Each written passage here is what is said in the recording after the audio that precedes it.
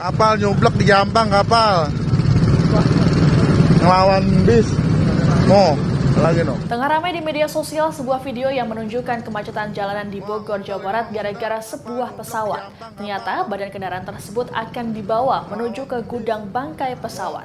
Seharusnya bangkai pesawat tersebut dibawa pada tengah malam, namun lantaran ada masalah kendaraan itu baru dibawa pada keesokan harinya. Dalam video yang viral di media sosial, terlihat badan pesawat yang dibawa menggunakan truk trailer berada persis di samping sebuah bus. Kondisi ini pun membuat arus lalu lintas tersendat karena kedua kendaraan menutupi badan jalan. Tak pelak, warga yang terjebak kemacetan merasa kesal termasuk perekam video.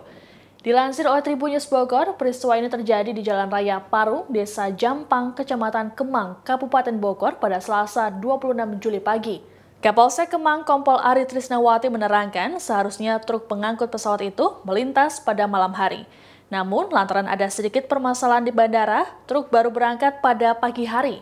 Kemacetan ini diperparah kondisi jalan yang sempit imbas perbaikan dan banyaknya warga yang memulai aktivitas.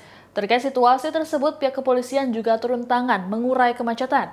Kapolsek juga mengimbau kepada kendaraan bertona seberat agar tak melintas pada pagi hari.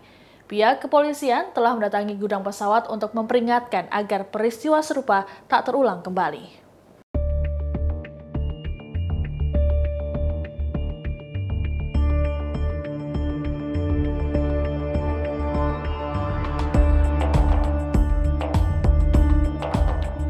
Terima kasih sudah nonton.